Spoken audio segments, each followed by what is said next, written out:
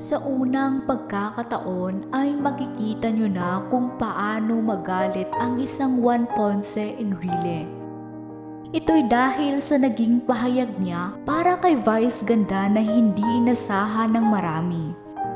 Matatandaan na noong huling bahagi ng July, naging headline sina Vice at Ayon matapos kumain ng icing sa kanilang mga daliri sa harap ng mga bata sa kanilang segment na Mini Miss You. Nasa tingin ng ilang netizens ay isang paglalarawan ng isang malaswang gawa.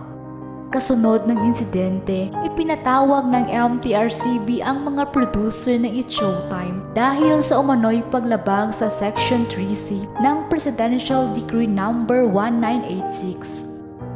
Kamakailan ay marami ang nagulat sa balita na naglabas na ng suspension order ang MTRCB laban sa It's Showtime. 12 araw ang ipinataw na suspension ng MTRCB sa daily noontime show ng ABS-CBN. Ngunit ano nga ba ang matinding pahayag ni Enrile laban kay Vice Ganda? Tahasang sinabi ni Chief Presidential Legal Counsel Juan Ponce Enrile na bastos na tao si Vice Ganda. Binanggit ito ni Enrile sa gitna ng kontrobersyang kinasangkutan ng It's Showtime. Matapos itong patawa ng MTRCB ng 12 araw na suspension, kaugnay ng subuan ng daliri ni Vice Ganda at partner nitong si Ayon Perez sa Isip Bata segment ng programa noong July 25. Paglalarawan nga ni Enrile ay salacious ang ginawa ni Vice sa nasabing segment. At ang malala pa ay may kasama sila ni Ayon na mga bata na napanood on national TV.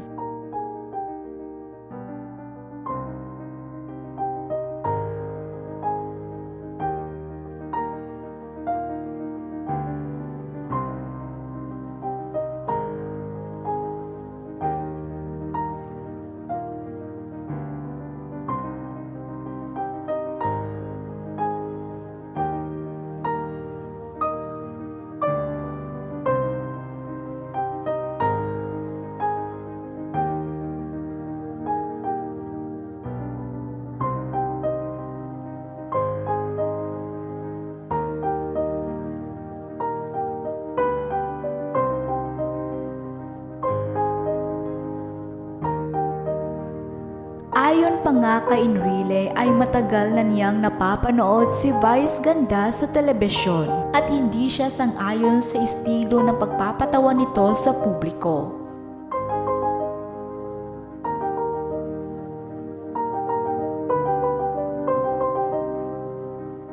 Pinapatungkulan niya rito ang comedian host na si Vice Ganda.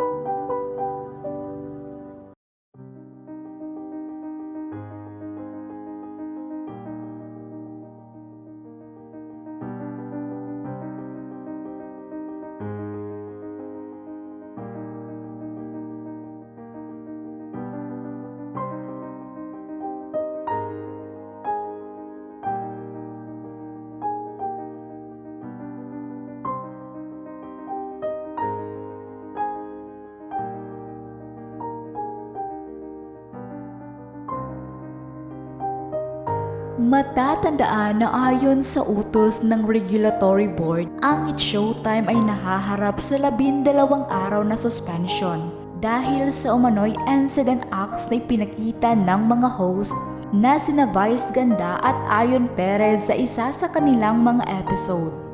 Sa kabila nito, binibigyan ng MTRCB ang It's Showtime ng isang petisyon na ipapasa sa komite.